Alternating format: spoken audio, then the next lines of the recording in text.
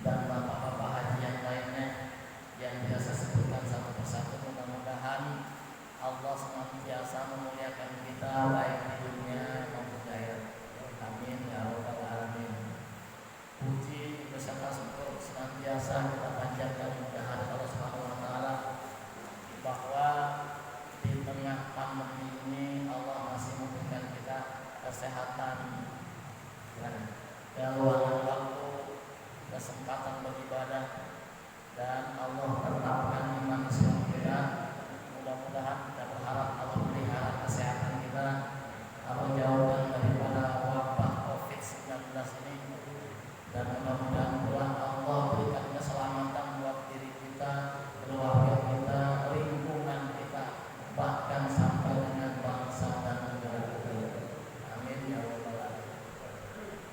Salawat dan salam senantiasa tercurah kepada baginda Rasulullah SAW beserta keluarganya, sahabatnya, pengikutnya hingga yaumul qiyamah. Dengan harapan pula kita mendapatkan syafaat uzma kelak yaumul qiyamah. Hadirin yang dirahmati Allah, fenomena yang kedua ini kita dipertontonkan oleh Allah kanan kiri itu korban. Begitu banyak kawan dekat saya, guru sama-sama guru di Al-Falah juga 2 hari terkena COVID meninggal. Lalu tetangga saya di mertua saya juga meninggal dan beberapa teman guru di sekolah saya, satu keluarga semua berapa guru terkena COVID. Luar biasa, ya, luar biasa menghadapi varian kedua ini. Saya menegaskan bahwa ada kata-kata yang selintas baik tapi menyesatkan. Mengatakan bahwa ya takut jangan sama corona, takut sama Allah. Kemudian mati kan urusan Allah, nggak karena doang. Mati ya wajib, tiada waktu mati ya mati. Kata-kata itu memang benar, baik. Tapi dalam keadaan situasi sekarang ini kita mengejawantahkan itu karena apa? Karena memang ikhtiar kita untuk menjaga diri, minimal seperti sekarang ini fokus sudah kita lakukan, itu tujuannya semata-mata mencari ridha Allah. Analoginya begini, ketika kita berjalan di suatu gang, lalu depan kita ada seekor harimau. Kalau kita katakan mati karena Allah, maju aja, habis itu dimakan. Kan? Ikhtiar kita menghindar, cari jalan keluar dan sebagainya. Sama halnya juga wabah ini, minimal kita proteksi diri kita agar Allah juga ridho. Jadi kalau yang demikian banyak nggak apa-apa itu teman ibadahnya apa, tapi minimal kita seperti ini, jaga jarak, pakai masker, cuci tangan dan sebagainya. Itu ikhtiar kita. Kalaupun ada yang menganggap saya mah nggak apa-apa, terserah aja Allah kasih dia. Kalau kena dia saja, tapi kalau dia masih berkeliaran kena orang lain itu jadi mudarat. Jadi orang lain yang mudarat, itu bahaya. Kita berusaha agar senantiasa demikian. Oleh karena itu yang kemarin saya share di grup Al-Muwahhidin, mari sama-sama senantiasa kita lazimkan baca Al-Quran. Ternyata membaca Al-Quran, banyak penelitian mengatakan bahwa memperkuat imun. Yang paling ada keyakinan, saya yakin Allah pelihara saya dengan membaca terutama surat-surat pilihan, surat-surat yang memang khawasnya, khasiatnya bisa kita dapatkan. Karena kita yakin kitab suci kita Al-Quran, maka khawasnya kita yakini juga, atau khasiatnya juga. Seperti surat Yasin, surat Ar-Rahman, Al-Mulk, Al-Waqi'ah dan sebagainya. Surat apa lagi? Dan surat-surat Al-Kahfi. Al-Kahfi itu juga semua surat-surat mulia. Kita berupaya ikhtiar kita supaya baca itu. Oleh karenanya saya nitip buku kepada ketua DKM. Ini buku namanya Mushaf Tulis Al-Quran oleh guru saya Kiai Haji Al-Maghfur Saiful Hamsyir almarhum. Nah ini ada di mana di Pak Haji Wahidjati. Ini namanya Mushaf Tulis.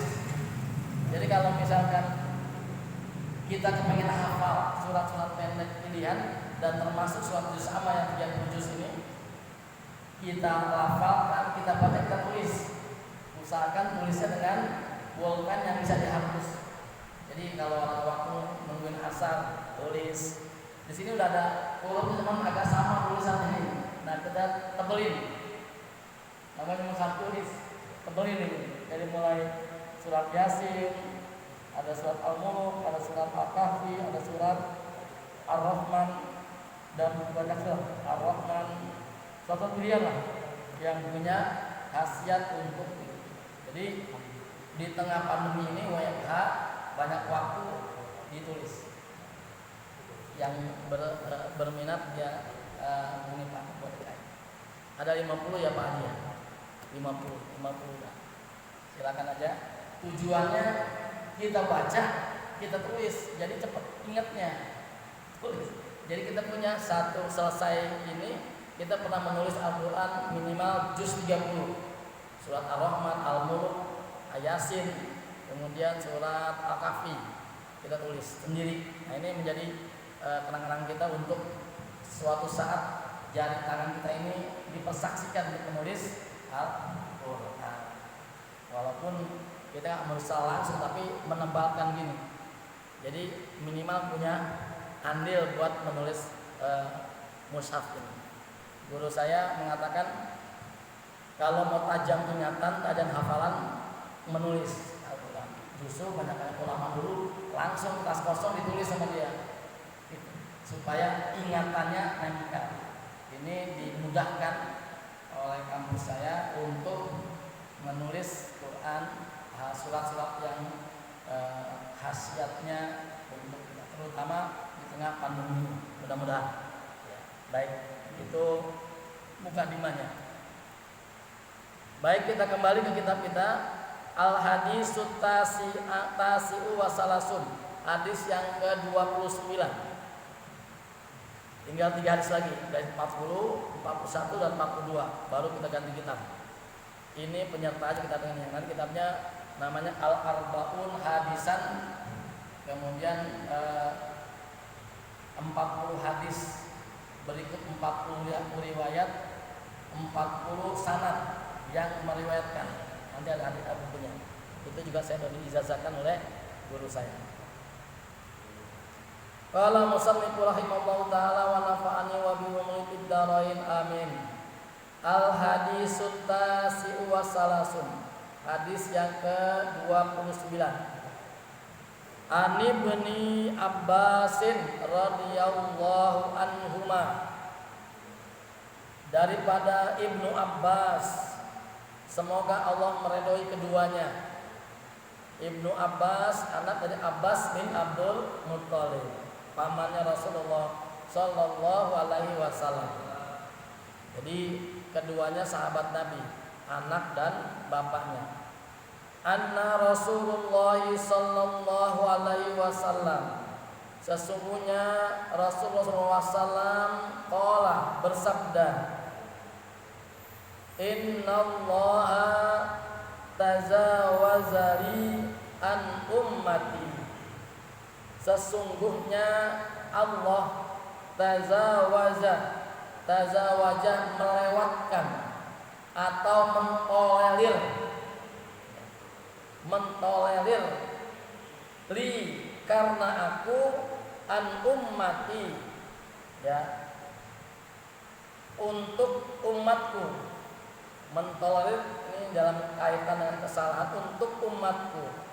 Allah melewatkan, memaafkan, mentolerir karena aku, baik itu nanti kita jelaskan melanggar larangan Allah atau meninggalkan perintahnya. Ummati, untukku apa yang ditolerir? Yang pertama al-khoto'a, kekeliruan. Al-khoto'a, kekeliruan. Wanisyana itu lupa, kelupaan. Kelupaan. Wamas tukrihu alaihi, dan apa yang dipaksakan kepadanya. Apa yang dipaksakan kepadanya. Hadisun hasanun, hadis tingkatannya hasan. Rawahul Ibnu Majah diriwayatkan dari Ibnu Majah wal Baihaqi dan Imam Baihaqi wa ghairuhuma dan yang lainnya selain keduanya. Hadis ini diriwayatkan oleh banyak hadis sahabat, tapi yang disebutkan Ibnu Majah dan Ibnu Baihaqi, Imam Baihaqi. Yang dikatakan hadis ini hasan tingkatannya, walaupun bukan perawinya Bukhari atau Muslim, tapi kedudukan hadis ini kuat, hasan, makanya diambil menjadi sandaran hukum. Ini maknanya hadis hasan. Dimaafkan, ya, dilewatkan atau ditolerir sesuatu yang dia lakukan akibat apa? Akibat tadi al-khoto'a wa nisyana wa mastukrihu alaihi. Jadi dimaafkan. Itu matan hadis yang kita baca. Baik, kita kaji sekarang hadisnya. Umumnya para ulama mengatakan bahwa hadis ini merupakan setengah dari syariat. Ini jawahirul kalam, kalimat yang singkat tapi padat maknanya. Mengapa demikian? Rasulullah bersabda, innallaha tajawaza, sesungguhnya Allah melewatkan, memaafkan atau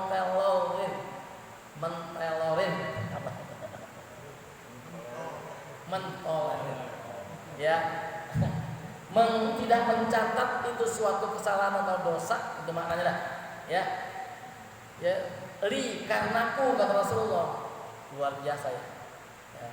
Karenaku ummati, ummati, daripada umatku yang berbuat apa itu al-khoto'a, kekeliruan itu sesuatu nggak tahu dia bahwa itu berbuat dosa, ya, maka Allah maafkan. Contohnya banyak, keliru, ya, keliru dalam sesuatu yang dia nggak paham. Contoh yang letterlet aja, dia mau memburu, ya kan, lihat ada babi hutan, nih kan, sudah bidik, begitu tembak, bukan babi hutan yang kena, ada orang yang lewat, wah, matilah orang tersebut. Secara hukum kan yang membunuh dibunuh, kisos. Itu maknanya. Akan tetapi karena dia nggak tahu kekeliruan dia, yang nggak ada niatan untuk membunuh orang tersebut karena menembak babi hutan kena orang. Akan tetapi wajib kalau berhubungan dengan sesuatu yang melibatkan kerugian orang lain, ya, kerugian orang lain, dia harus menggantinya, minimal memberikan sesuatu untuk keluarga yang ditinggalkan, itu minimal gitu. Hukuman kisos enggak dilakukan. Ini maknanya al-khoto'a, kekeliruan. Niatnya mau nembak babi, tapi kok kena orang, nggak sengaja, nggak punya niat apapun, ya. Jadi hukumannya kalau itu kesengajaan kan yang namanya membunuh, kisos, bunuh lagi, itulah kisos. Nah karena ini nggak sengaja, karena kekeliruan dia dilibatkan untuk menggantinya dengan menyantuni keluarga yang meninggal. Itu salah satunya.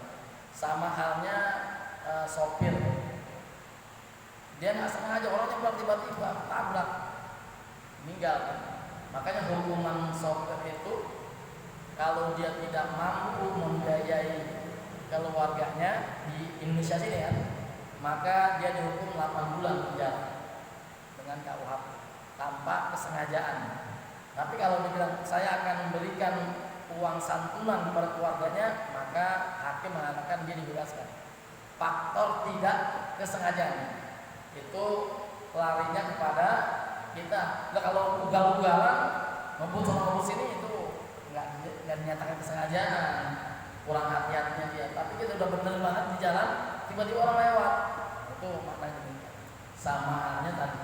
Nih ada bidikan sono kan, ada babi hutan, ada lewat, akhirnya itu sengaja. Kisos itu bunuh juga hukumannya, nggak berlaku oto ini. Jadi bidikannya kok berubah gitu kan.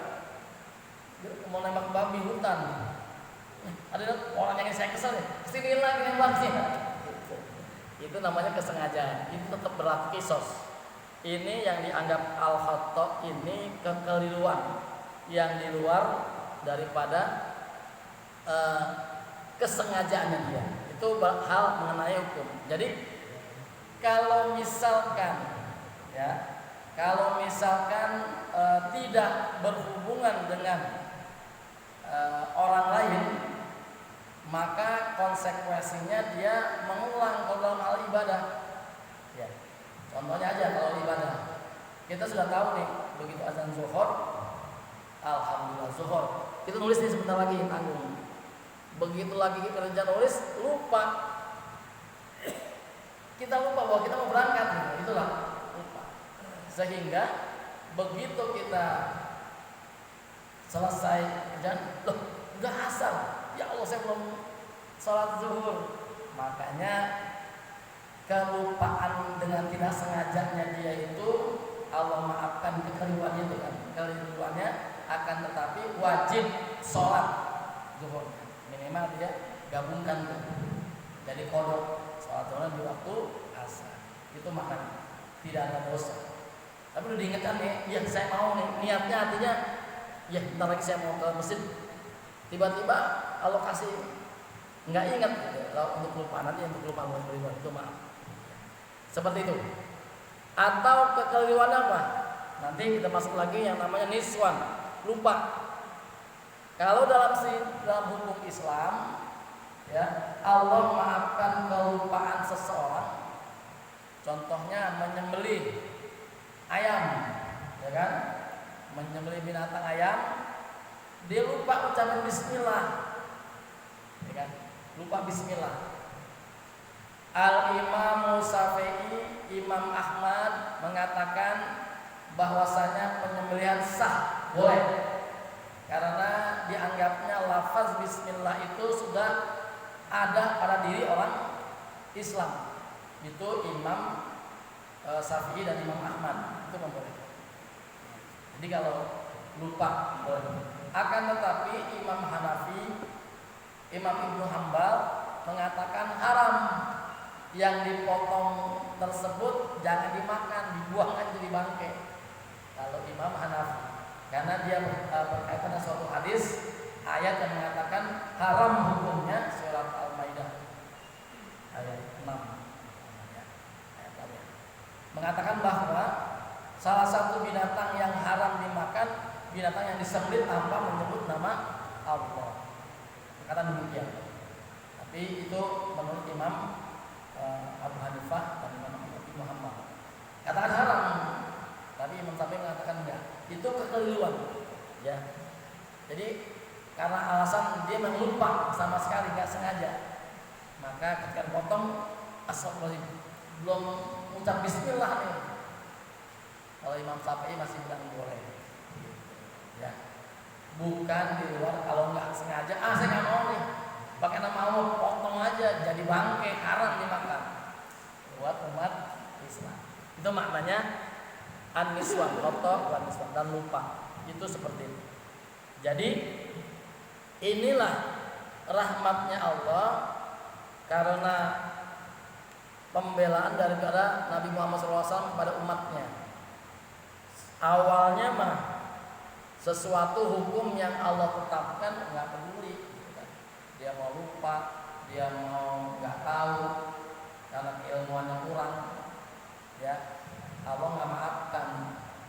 Makanya ada pertanyaan kemarin berhubungan dengan sholat, apabila imamnya lupa baca ayat atau kurang satu ayat atau terlewatkan, apakah sholatnya diulang? Nggak perlu. nggak perlu uang. Karena apa? Dengan sholat berjamaah itulah semua tertutupi. Yang di belakang yang paham dengan hukum tajwid dan hafalannya lebih kuat, kemudian ngerti antara wajib dan sunnahnya sholat, dia paham. Tertutupi oleh yang demikian, banyak orang yang mengerti. Kalaupun nggak ada dari yang demikian, Allah nilai safnya yang lurus. Kalau sekarang lurus nggak rapet, memang kita harus jaga jarak. Lurus itu Allah udah nilai untuk menerima sholat berjamaah. Keuntungannya demikian, ya. Karena apa? Jangankan itu, nggak baca Fatihah saja, si makmum ini masih Allah terima. Baru datang nih, ya, saudara nani udah mau ruku, udah mulai lam yalid wa lam yulad wa lam yakul lahu kufuwan ahad. Kita Allahu Akbar, kan ruku tuh, belum sempat Fatihah, nggak, jangan nunggu Fatihah selesai baru ruku, langsung aja ruku. Maka sudah satu rakaat, sudah boleh, sudah ditanggung oleh imam baca Fatihahnya. Itu maknanya. Mengerti syariat, mengerti hukum dalam beribadah perlu, supaya ibadah kita tidak sia-sia. Kadang-kala nggak paham, nggak ngerti, kan saya belum baca Fatihah, tetap dia utamakan Fatihahnya dulu.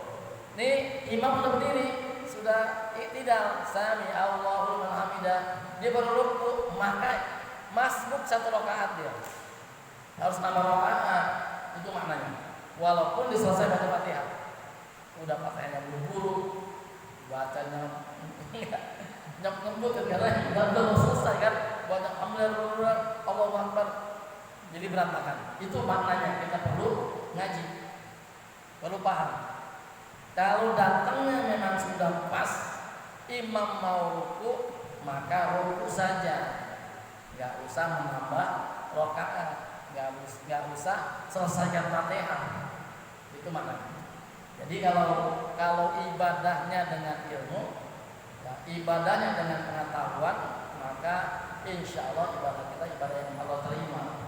Karena ngerti, Pak, ini udah kagak tahu, kagak mau ngaji, sok pinter lagi. Itu umumnya nggak paham tapi sok pinter gitu. Akhirnya mengkritik sendiri sholatnya, nggak berdasar banyak dosa, banyak nggak berdasarkan syariat, dikira-kira aja lah. Kan Fatihahnya rukun, kalau kita nggak baca hilang rukunnya, nggak sah sholat kita, dikira begitu aja. Jadi nggak lihat hadis yang mendukung mengenai fadilah sholat berjamaah. Kalau sholat sendiri di rumah ya salah, Allahu Akbar langsung ruku, kurang rukunnya, Fatihahnya, maka nggak sah sholat, kecuali sholat berjamaah. Itu manfaat atau fadilah sholat berjamaah. Gitu, ya. Itu pengetahuan buat kita. Oleh karenanya hadis ini mengatakan sesuatu yang dimaafkan, sesuatu yang ditolerir atas hukum syariat yang ditetapkan Allah. Yang pertama karena khoto'ah, karena kekeliruan, ya, itu keliruan. Kemudian banyak keliruan contohnya. Kemudian wanisyan, lupa, ya. Kemudian wamastukrihu alaihi, sesuatu yang dipaksa, ya, dipaksa oleh, contohnya seorang wanita diperkosa, perempuan diperkosa, ya, maka hukuman kalau di seorang gadis kan sama perjaka harus didera, dicambuk kurang lebih 80 kali. Maka yang diperkosa itu enggak mendapatkan hukuman ini karena dipaksa, gitu, karena dipaksa. Yang dihukum yang melakukan ini, yang laki-lakinya. Di zaman pemerintahan Umar bin Khattab, ya, ada 5 orang budak yang memperkosa perempuan. Diadakan persidangan, si budak ini semua dirajam, 5-5-nya dirajam, 5-5-nya. Yang perempuan dibebaskan karena menurut keterangan ini bahwa ini dipaksa. Itu kalau perempuan. Bagaimana laki yang dipaksa? Nah, bisa nggak laki dipaksa? Agak ada laki yang dipaksa. Ada nggak kira-kira laki diperkosa sama perempuan? Nggak ada kan? Kagak ada. Ya paling kagak itu apa namanya, ada perlawanan lah. Itu hukumnya tetap hukum syariat dilaksanakan. Kalau laki dipaksa, gitu. Sebisa mungkin menghindar. Makanya perempuan yang membela dirinya diperkosa, dia bela kan sebisa mungkin, terbunuh, mati syahid dia. Pahala mati syahid, membela kehormatan diri. Gitu. Ada kan karena dia membela diri. Bagaimana caranya supaya tapi dia akhirnya terbunuh, gitu kan. Itu salah satunya terpaksa. Jadi kalau sesuatu yang terpaksa dilakukan, maka Allah memaafkan. Contohnya lagi, seseorang dipaksa seperti Bilal bin Rabah. Ini jangan mengecilkan keimanan. Kalau dia sanggup menerima konsekuensinya dari iman kepada Allah dan diperjuangkan dengan siksaan majikannya yang begitu kejam, akhirnya dia meninggal, maka meninggalnya yang tergolong mati syahid, membela imannya dia. Itu bagus. Kalau kuat dipaksa untuk mengucapkan lata uzan Tuhannya, tapi Bilal nggak mau. Alhamdulillah Abu Bakar melihatnya dan dimerdekakan oleh Abu Bakar, terselamatkan dia. Gitu. Kalau kisah yang lain, yang satu keluarga satu-satu dimasukkan ke air yang mendidih, keluarga subhanallah saya lupa, satu-satu Masyitoh, ya. Masyitoh awalnya suaminya yang dibunuh, lalu dirinya dan anaknya terbunuh, mempertahankan akidah. Kalau kuat demikian apa? Itu mati saya. Akan tetapi kata Nabi di sini sabdanya, kalau terpaksa tapi kita masih hidup dengan tanggungan kita, wah kalau saya ucapkan iya, saya beriman pada ini, tapi hati kita enggak, ini maksudnya terpaksa, maka tidak ada hukum. Setelah di hadapan dia beristighfar, astagfirullahaladzim, saya terpaksa ya Allah mengucapkan itu, maka ini yang disebut dengan kalimat wa mastukrihu alai, dipaksa, maka enggak menjadi dosa, enggak menjadi murtad orang muslim. Beda tanpa paksaan, datang ke rumah orang non muslim, ucapan selamat Natal ya, tanpa paksaan, haram hukumnya, maka keimanannya dilakukan, nggak boleh. Sengaja datang untuk mengucapkan, kan Natal itu kan membenarkan kelahiran Yesus anak Tuhan. Terang-terang kita nggak boleh ucapkan, itu karena keterpaksaan. Oh ada dia ulama mengucapin Ustaz, masing-masing persepsinya. Tapi banyak hadis mengatakan haram hukumnya menghadiri, mengucapkan sesuatu ibadat orang lain kecuali Islam. Inna dina indallahi Islam. Saya katakan demikian. Nggak ada toleransi dalam hal akidah. Al-Quran menegaskan lakum dinukum waliyah. Bagimu agamamu bagimu. Masing-masing aja, nggak perlu campur aduk. Gitu. Boleh kita duduk bareng ngopi, sama-sama ngopi, ya. Yang satu ngeteh, boleh bareng-bareng tuh. Tapi jangan sampai teh campur kopi, itu nggak benar. Jangan kayak gitu akidah. Boleh berdampingan, hidup sesama non muslim, tapi ketika akidah kita punya batasan. Jangan ucapkan, ya itu pesan. Jadi itu. Beda yang disebut wa mastukrihu, terpaksa yang demikian. Keterpaksaan seseorang itu dia terpaksa membunuh, ya kan? Ini bisa masa terpaksa. Bunuh nggak ya? Kalau nggak kamu membunuh, maka keluarga kamu akan saya bunuh semua. Dipaksa dengan tekanan. Maka yang berdosa yang memerintahkan bunuh itu dibawa tekanan, nggak menjadi kisos orang yang membunuh. Tapi kalau nggak dia lakukan itu semua terbunuh, itu paksa saat itu. Makanya itu strategi orang-orang penjajah. Kan ada kan penjajah tertangkap disuruh tembak temannya sendiri, itu terpaksa tuh. Tembak temannya sendiri. Makanya ada kisah bahwasanya kalau sudah begitu ya, ada nih orang yang pengkhianat. Ada 4 sahabatnya ini pengkhianat. Ya. Yang pertama ditangkap oleh musuh ceritanya. Kemudian sahabat yang pertama mengatakan, masihkah kamu beriman karena Allah, mau membela negara kita segala macam. Dia tetap teguh, penggal kepala, mati. Kemudian itu matinya syahid. Yang kedua demikian, sampai yang ketiga yang demikian. Yang keempat ini dia mengkhianat, mengatakan dirinya, enggak, saya bela ini. Akan tetapi ini musuh mengatakan, wah ini orang ini bahaya. Sedangkan temannya meninggal saja, dia mau menyalahkan temannya. Oh enggak, dia mau salah. Kalau dia maafkan, bahaya buat dia. Dipenggal juga. Yang terakhir mati kafir. Karena udah dicontohkan temannya nih, kedua tiga sudah berusaha. Itu nggak boleh. Kalau demikian keadaannya, maka itu bukan terpaksa lagi. Ayo bareng-bareng kita menegakkan kalimat Allah. Itu seperti itu. Bukan dia mau, niat hatinya dia mau selamat, mau dirangkul oleh kelompok musuh.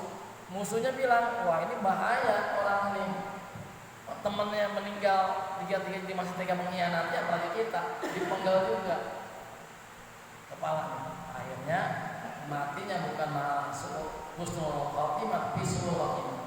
Itu perbedaannya, keterpaksaan demikian. Ya, baik. Kemudian dari semuanya itu contoh lain lagi mengenai tadi sudah kekeliruan memburu binatang, kemudian mengenai lagi tentang lupa, ya, lupa atau keliru juga sama membayar zakat. Membayar zakat kan yang mustahik menerima zakat adalah orang yang 8 golongan tersebut: orang fakir, miskin, ghorimin, ibnu sabil, mu'alaf dan sebagainya. Itu yang dibayarkan zakatnya. Akan tetapi ada satu orang kaya, ya kan, karena nggak pengetahuan dia dibayarkan zakatnya dan dia terhadap orang tersebut, gitu. Lalu ada informasi, kenapa ngasih si fulan, dia orang kaya, hartanya banyak, maka kewajiban membayar zakatnya itu yang ke dia harus diulang. Betul kan? Nggak menjadi berdosa tapi harus diulang. Yang bagian dia aja nih dikasih lagi diambil. Kalau nggak bisa diambil lagi, gitu kan? Kalau orang itu kita ambil lagi, memang dia merasa miskin, tapi nggak tepat sasaran zakat kita. Orang itu kaya, punya harta banyak, tapi kita nggak tahu, kita kasih aja dan dia terima. Ada informasi jangan dikasih, orang kaya dikasih. Dia hartanya banyak, melimpah, rumahnya mewah, dikasih. Maka zakat yang kita keluarkan kepada orang tersebut ini keliruan yang harus, dia nggak berdosa tapi harus mengulang, beri bagian yang orang tadi, keluarkan lagi hartanya, baru zakatnya sah, mutlak sah. Kalau udah dikasih tahu tapi ya udah sudah kasih, maka nggak menyampai nisab itu zakatnya dia, ya kan? Nggak menyampai yang harus dikeluarkan, persentasenya berkurang, jadi nggak sah semuanya. Lantaran satu hal rusak semua amal ibadahnya, jadinya zakat yang bisa diterima jadi tiba karena lantaran kekeliruan tersebut. Itu makna kekeliruan yang terjadi berhubungan dengan manusia lain. Meninggalkan sholat karena alasan tadi, karena lupa, maka kan tidak berhubungan dengan orang lain. Dia harus menggantinya dengan mengqadha sholat tersebut langsung di waktu kita ingat. Astagfirullahaladzim, kelewatan zuhurnya pas waktu asar, makanya sholatnya setelah asar dilakukan diri lagi Sholat zuhur qadaan lillahi ta'ala. Itu kewajibannya. Adapun meninggalkan waktu itu karena lupanya tidak berdosa. Lantaran kita umatnya Rasulullah Sallallahu Alaihi Wasallam. Jadi nggak ada alasan kalau kita nggak wajib berselawat. Ya, yang mampu 100, yang mampu 1000, yang mampu 5000 selawat. Bahkan ada yang 15.000 satu hari selawat. Usahakan. Ya, paling pendek ya sallu ala Muhammad, sallu ala Muhammad, itu kan pendek. Kalau kita mengaku cinta kepada Nabi, jangan lihat orang saya nggak mampu, lihat teman yang mampu 5.000, mampu 10.000 dia selawat. Karena apa? Inilah bukti kecintaan. Dibuktikan di hadis ini, lantaran aku Allah maafkan kekeliruan, kemudian lupa dan terpaksa lantaran Rasulullah SAW katanya. Katakan demikian. Nabi mengatakan tajawazali, Allah memaafkan karena aku, kata Rasulullah SAW. Itu banyak banget yang Nabi bela umatnya ketika Allah berikan kewajiban atau menentukan syariat, tapi Nabi ini. Hadis lain mengatakan bahwa ketika Jibril menyampaikan, wahai Rasulullah, umatmu akan dimaafkan setelah mereka melakukan dosa sebegitu banyaknya. 1 tahun dia tinggalkan dosa itu, kemudian dia minta maaf di istighfar yang sebenar-benarnya istighfar, maka Allah maafkan dosanya. Nabi maju lagi, ya malaikat Jibril, sampaikan kepada umatku lalai, jangan 1 tahun, mintalah dispensasi agar lebih ringan lagi. Lalu Jibril menyampaikan kepada Allah, Allah berikan, ya kasih tahu Jibril, 1 bulan umatnya bertaubat, ya 1 bulan loh. Umatnya Rasulullah SAW setelah begitu banyak dosa yang dilakukan, sebulan dia benar taubat, ditinggalkan semua, dia menyesali perbuatannya, Allah ampuni dosa-dosa. Masih keberatan enggak ya Rasul? Ya Jibril, sampaikan jangan sebulan, minta lagi keringanan. Sampai Nabi bilang, Jibril bilang, sehari dia bertaubat, maka Allah akan ampuni ya Rasulullah. Masih minta lagi, sayangnya kepada kita. Ya Allah, umatku lalai, sampai turun, umatku, kata Nabi, apabila dia berdosa, kemudian dia minta ampun sebelum ajal sampai tenggorokan, maka Allah ampuni dosanya dia. Wah, kata kita, alhamdulillah, saya ketika ngap-ngapan baru taubat, belum tentu. Karena ucapan istighfar, minta ampun itu nggak sengaja kita mau bikin. Yang namanya orang sakaratul maut nggak ingat apa-apa, itu maknanya. Jadi menyikapi hadis ini jangan ditelan mentah-mentah. Nanti aja deh, setelah dosa banyak kita lakukan baru mau mati, baru istighfar, nggak bisa. Intinya hadis ini menggambarkan begitu rahman rahim Allah dilimpahkan kepada umatnya Rasulullah Sallallahu Alaihi Wasallam. Kita semua wajib minimal berselawat, bangun tidur, mau tidur baca selawat. Allahumma sholli ala sayyidina Muhammad. Baca minimal itu 10 kali dah, paling seminim-minimnya 10 kali dalam mau tidur. Entar bangun dari alhamdulillah ya nabatan matana waliyal musul, langsung berselawat Allahumma sholli ala sayyidina wa ala sayyidina Muhammad. Baru minum air yang hangat. Itu menghindari juga menjadi tubuh kita lebih sehat. Ya. Kenapa? Bukti cinta kita kepada baginda Rasulullah Sallallahu Alaihi Wasallam. Jangan pelit dengan selawat. Kata Nabi, umatku yang pelit adalah ketika namaku tersebut dia nggak mau berselawat kepada aku. Ketika disebutkan Rasulullah SAW diam baik, gitu kan? Nggak Allahumma sholli ala sayyidina. Pelit kata Nabi. Ya. Karena keuntungannya bukan buat Rasulullah. Ketika kita berselawat 1 kali, Allah memberikan keselamatan pada kita 10 kali balasan. Ya, dawamkan, lakukan baca selawat setiap hari. Setiap kita sepanjang nyawa masih di badan ini, utamakan itu.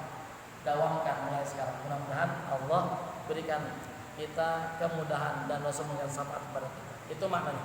Ya. Baik, itu kajian kita pendek tapi maknanya luas. Ya. Mudah-mudahan menjadi pengetahuan kita dalam beribadah. Jadi itu permasalahannya. Ingat-ingat bahwa yang pertama kekeliruan yang tampak disengaja, yang kedua lupa, bukan dilupa-lupain. Puasa pun demikian. Pulang dari mana-mana habis goes, ya, habis goes biasa minum begitu sampai rumah minum air dingin dia minum. Udah 1 botol diingetin sama istrinya, Pak, ini bulan puasa. Astagfirullahaladzim. Alhamdulillah. Langsung jangan diterusin, maka ibadah puasanya Allah terima. Kalau udah mau tinggal dikit lagi nih, ingetin. Begitu yang makan udah nyuap, lagi ngunyah, ingetin sama istrinya, Pak, ini bulan puasa. Astagfirullahaladzim, disingkir makannya. Yang di mulut dimuntahkan, tanggung minum dulu, jadi batal rasanya. Ini maknanya lupa. Jadi ada dasar hukumnya. Kalau orang yang lupa, ya lupa karena memang tidak ingat, bukan ingat, tidak khusus sengaja, maka ibadahnya Allah terima. Ya, puasa demikian. Kalau udah memang belum lupa. Kemudian ketidaksengajaan, ya, yang lihat ini masjid bangun ini kan lagi puasa nih. Tiba-tiba air masuk ke mulutnya, air hujan, maka ya masuk, batal puasa saya. Tidak sengaja. Jangan lagi netes, kita maaf. Itu sengaja. Tapi lagi lihat diri, itu sengaja. Tidak menjadi batal.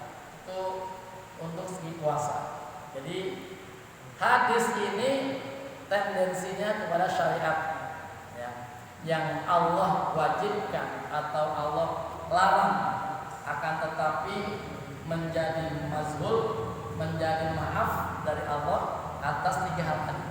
Yang pertama adalah kekeliruan, yang kedua karena dia lupa, dan yang ketiga karena terpaksa, maka tidak menjadi beban hukum syariat bagi pelakunya karena 3 hal tersebut. Jadi itu yang mohon dipahami bersama-sama. Ini merupakan kesemua kembali kepada hati, ya kan, innamal a'malu bin hadis yang pertama tuh dari kitab ini, ya, dan Al-Nawawi dalam 40 hadis kita baca insyaallah besok 40 dan 40-an, tinggal 3 hadis lagi. Sesungguhnya tolak ukurnya hati kita, yang tahu hati diri sendiri dengan Allah. Jadi kalau memang ya kita tahu itu sengaja, maka tidak berlaku rukhsah ini, tidak berlaku tajawaza ini. Ya.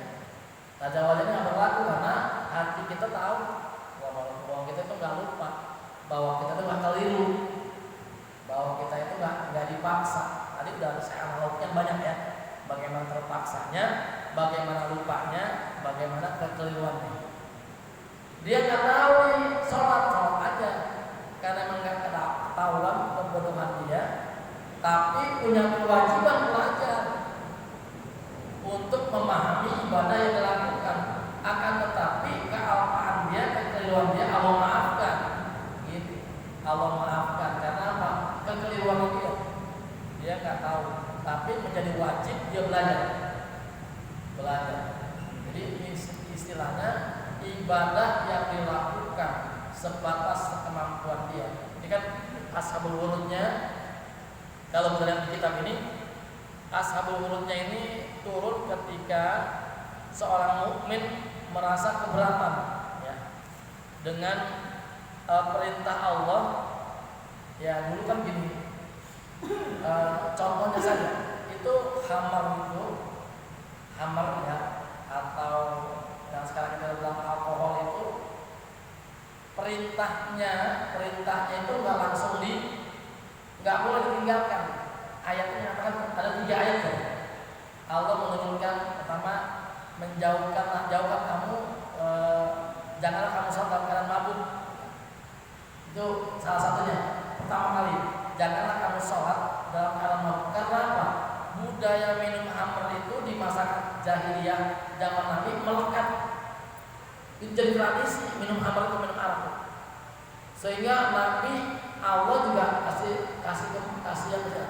Awalnya nggak mengharamkan.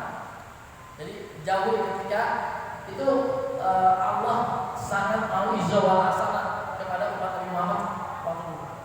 Ketika pertama kali larangan khamr itu, jangan kamu sholat dalam keadaan mabuk. Sehingga apa? Udah masuk Islam, udah beriman, dia minum khamr setelah Isya. Itu dilakukan oleh para sahabat. Habis Isya kalau minum, memang kebiasaan dia. Tinggal. Akhirnya kenapa? Antara Isya dan subuh itu kan jaraknya jauh. Dia keburu sadar lalu sholat. Lanjut sampai innamal khamru wal maisir rizqum min amal. Baru turun ayat berikutnya bahwa minum khamr, berjudi itulah bagian daripada perbuatan setan. Maka jauhilah, itu baru ayatnya turun. Ini bertahap. Jadi pengharaman khamr itu bertahap. Itulah Allah sayang sekali kepada umatnya Rasul. Sampai begitunya. Baik, demikian tentang 3 hal ini. Mohon dipahami bagi kita semua. Yang pertama tadi ya kekeliruan, kemudian lupa, kemudian yang ketiga terpaksa. Maka tidak ada hukum bagi orang-orang yang melakukan hal tersebut. Silakan, ada yang mau menambahkan atau bertanya? Pak Bilanko boleh. Yang lainnya boleh, silakan.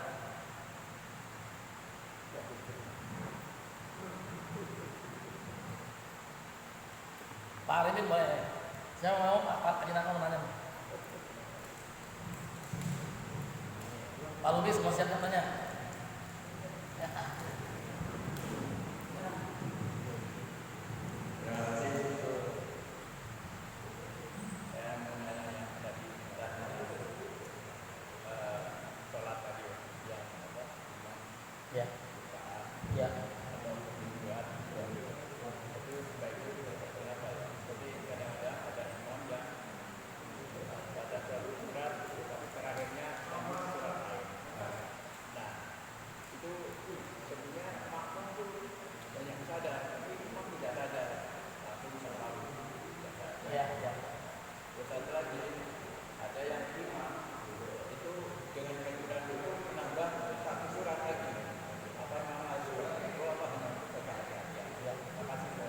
Baik, pertanyaan yang bagus Pak Jinarko.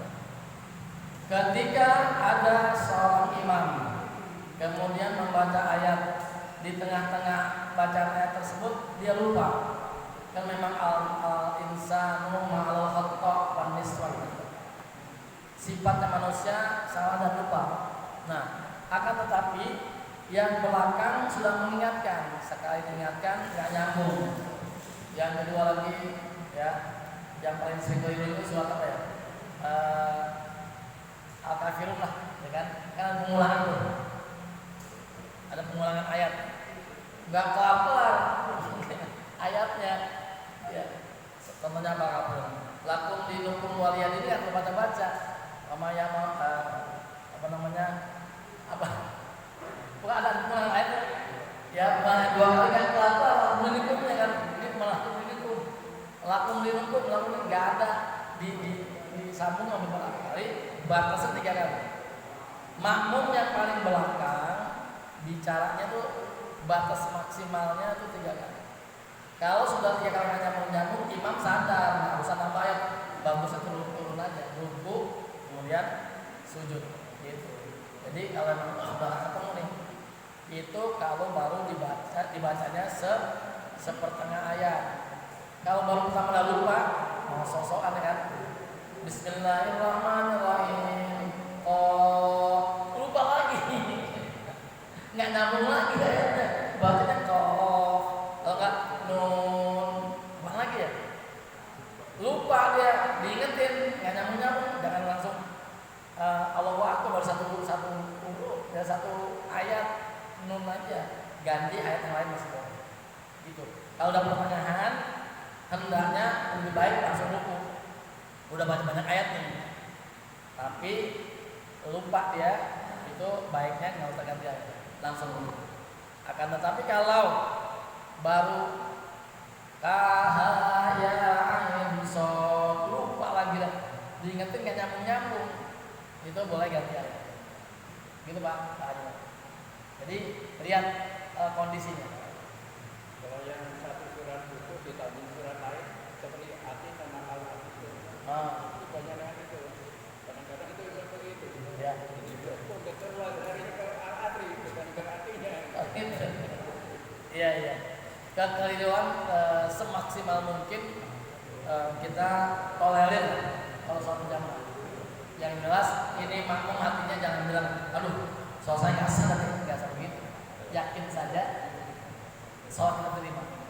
Adapun kesalahan tersebut, makanya menjadi imam tanggung jawabnya besar. Kalau saya ngomong begitu jangan sampai nggak mau jadi imam, salah juga. Ini adalah kalau ada loh besar tanggung jawab imam. Akhirnya yang bisa, yang ngerti, yang paham, nggak ada yang mau maju jadi imam, salah juga.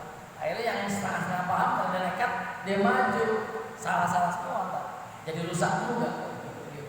Jadi ambil jalan tengahnya, ya keutamaan menjadi imam juga besar. Pahalanya luar biasa. Yang istiqomah sampai umur hidupnya mengimamkan salat zuhur saja, maka Allah jamin masuk surga. Imam ada hadisnya, ya ada hadis yang diberikan dia istiqomah sampai seumur hidupnya cuma salat zuhur dia imamkan, zuhur ya yang sir kan, tapi istiqomah sampai dia meninggal dunia, Allah jamin dia masuk surga. Baru satu, keutamaannya banyak dan tanggung jawabnya banyak juga. Salahnya dia ucapkan dia rukun yang berkurang bukan menjadi kesalahan makmum akan dimaafkan oleh Allah, akan tetapi imam menjadi bebannya, salahnya dia menjadi dosa atas kesalahan yang diperbuat, kurang rukun gitu kan, makanya mesti paham. Jadi banyak keutamaan gitu Pak Haji. Mudah-mudahan bisa menjawab. Ada lagi, silakan Pak Kadri.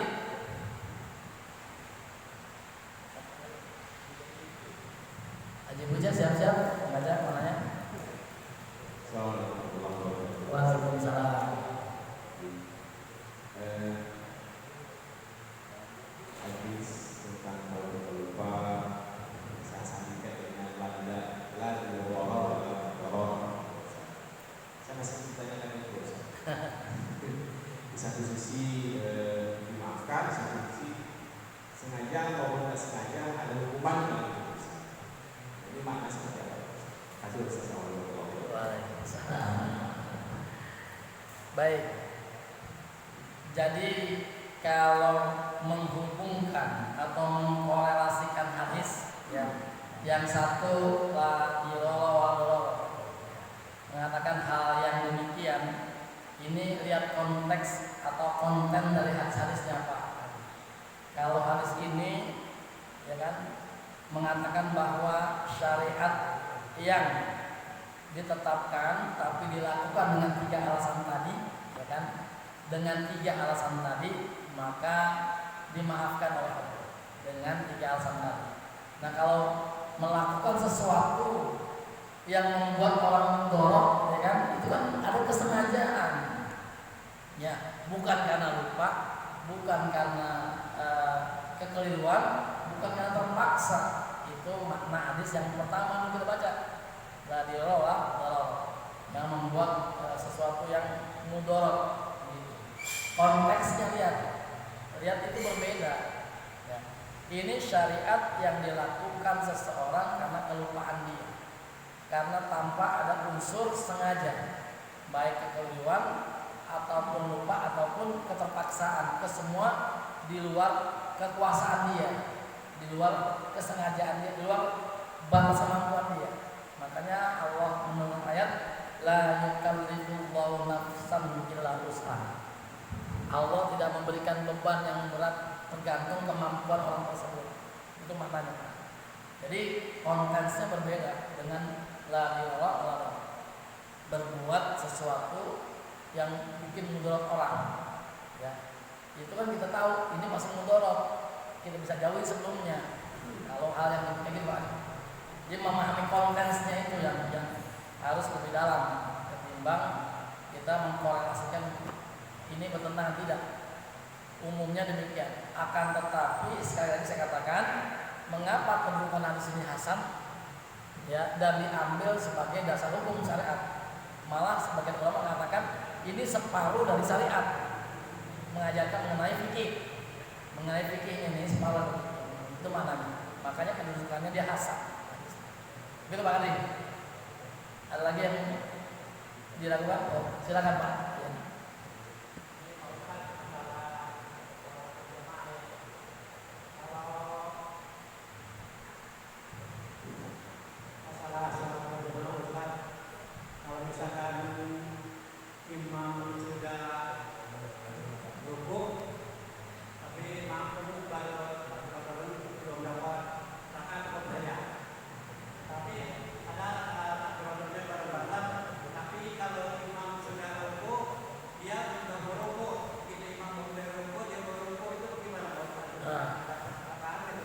Ya, baik.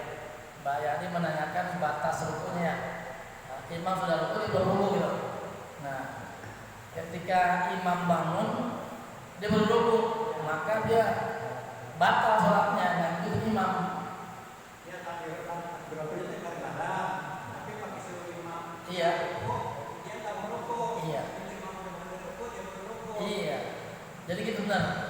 Bareng-bareng takbiratul ihramnya, karena dia baca Fatihahnya ya pelan-pelan, alhamdulillah. Imam udah selesai dan ruku, masih dibela-belain rukunya, rusak sholatnya. Sholat jamaah itu harus jadi imam. Dia belum ruku, imam udah ruku. Tapi kalau masih dapat rukunya, itu masih toleran, ya. Tapi imam udah sami Allahnya dia belum ruku, rusak. Gitu Pak. Jadi jangan kecepatan mendahului imam juga batal sholatnya. Kata Nabi, orang yang demikian la salatul munfarid wala salatul jamaah.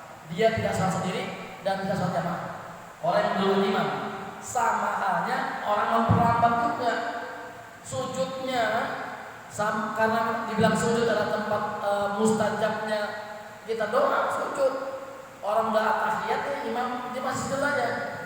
Assalamualaikum warahmatullahi wabarakatuh. Assalamualaikum, dia baru bangun, rusak sholat. Memperlama-lama itu nggak boleh. Kecuali sholat sendiri, mau 2 jam juga sholat nggak apa-apa. Kalau sholat sendiri, kalau berjamaah apa yang dilakukan imam, makanya makmum melakukan. Gitu banyak. Jadi nggak sah. Ya, mudah-mudahan jawab ya. Baik, terima kasih. Silakan Pak.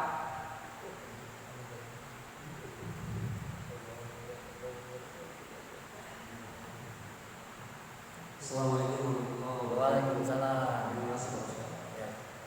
Kalau saya mengenai kehidupan, jadi tadi yang disebutkan ada kehidupan yang terakhir dan ada yang tidak. Kalau saya sekarang ini mencermatinya yang di sosial. Ketika ada suatu pembangunan yang niatnya memang bagus untuk kepentingan warga, kepentingan masyarakat, tetapi niat bagus tersebut menjadi tercela atau tidak baik ketika dari misalnya taruhlah pengerjaan proyek misalnya drainase misalnya dan kecerobohan pekerjaannya atau bagaimana yang niatnya awal itu kan kepentingan masyarakat gitu kan, untuk saluran air lancar, jangan terjadi banjir segala. Ya. Tetapi di dalam pelaksanaan kegiatan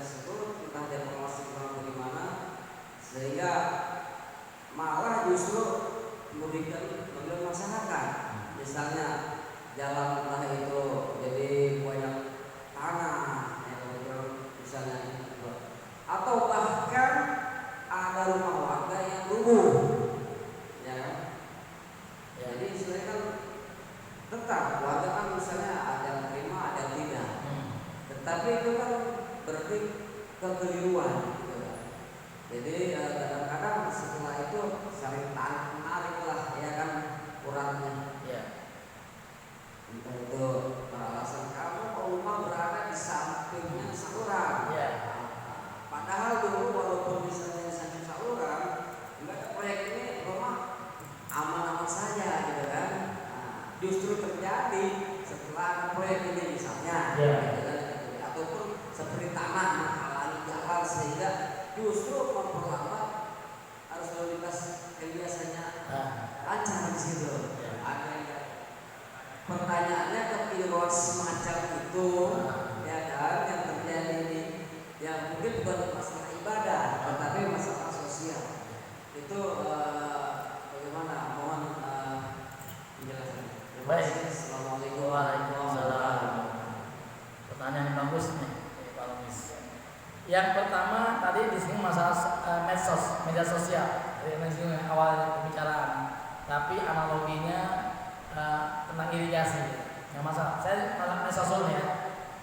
Sesuatu yang di-share ya ke medsos, ke grup WA atau Facebook dan lainnya, ya, yang dia nggak tahu tentang kebenarannya itu, lalu masuknya orang yang memahaminya keliru, ya, maka menjadi berdosa orang yang tadi yang memang nggak paham dengan yang sesungguhnya. Berdosa bukan masuk daripada tadi kekeliruan itu khotoa, karena kebodohan dia nih harusnya dipelajari dulu kan, ini benar nggak sumbernya. Sesuatu yang berhubungan syariat tentunya menjadi dosa kalau medsos atau yang demikian Pak Luis ya. Karena apa? Harusnya itu belajar dulu, baru share, baru masih orang lain. Oh ini benar ya, mengatakan sesuatu yang keliru yang dasar hukumnya nggak kuat di share itu medsos. Berhubungan dengan sesuatu yang sosial, bikin irigasi ya, dengan bikin irigasi ada orang yang manfaat dengan itu, ada orang yang kena dampaknya. Ini terjadi nih di Kalimalang itu kan, ini kan perumahan Kalimalangnya di daerah kampus saya tuh, itu awal-awal dulu sebelum ada pembangunan jalan layang dan pembetulan di atasnya nggak pernah ada banjir. Sekarang banjirnya sampai segenteng rumah, sampai sebegitunya itu dampak. Oleh karenanya yang dimaksud di sini kalau sesuatu yang mau dilakukan serahkan pada ahlinya dulu, di-studi dulu.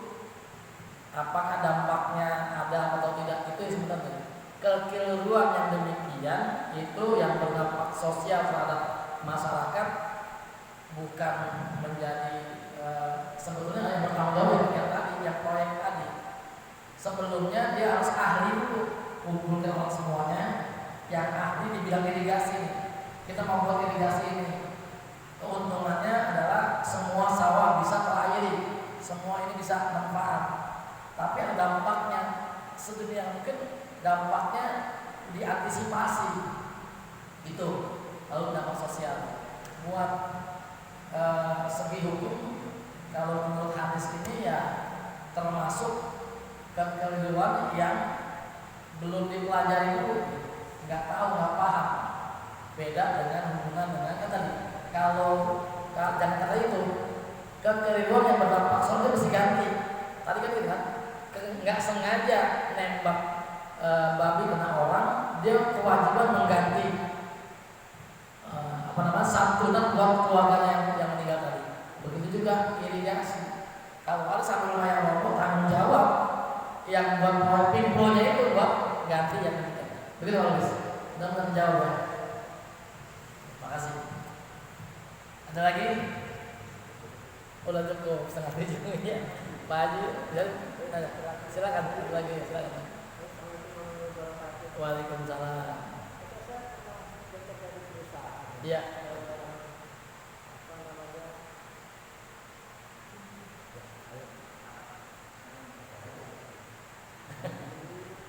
Ya. Perusahaan itu sebetulnya tidak menyediakan fasilitas untuk sholat Jumat kalau itu pada hari Jumat. Ya.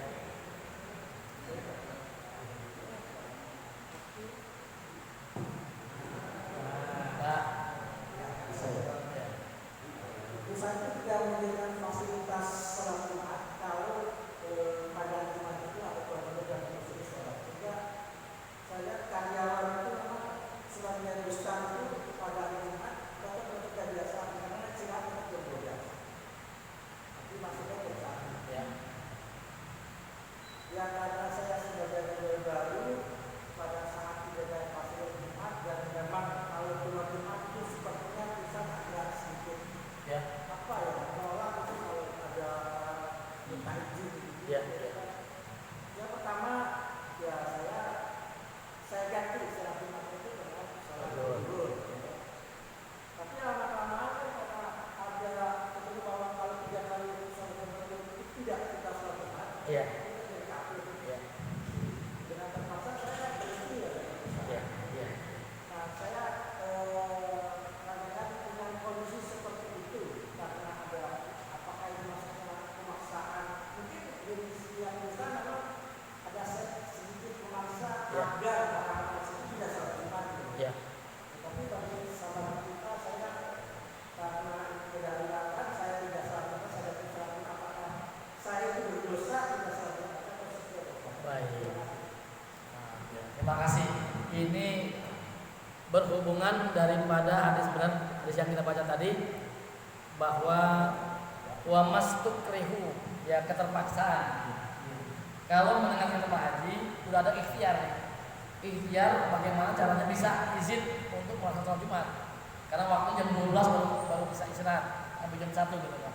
Ikhtiar sudah berbagai ikhtiar tidak dilakukan, tidak tembus juga, maka pilihannya adalah ya saya keluar. Itu tepat. Karena kita nggak akan melawan kezaliman, lebih baik menghindar, menjauh, keluar dari kelompok tersebut. Itu benar. Jadi selama Pak Haji tidak sholat Jumat itu yang menjadikan dimaafkan atau yang namakan tajawazah. Allah melewatkan, maafkan. Walaupun lebih, memang ada hadis mengatakan 3 kali sholat berturut-turut ya nggak melakukan itu, maka akan itu pun hadisnya nggak telat puasanya nggak sholat Jumatnya 3 kali menjadi kafir, nggak tambah sebab maksudnya. Kalau dalam pas 3 minggu masih sakit, 4 minggu masih sakit, yang mana-mana menjadi rusak juga gitu.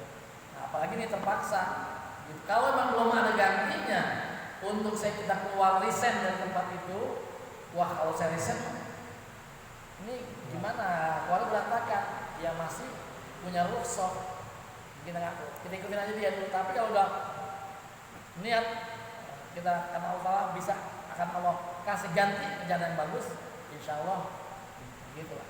Jadi ikhtiarnya ada dulu nih, izin dulu.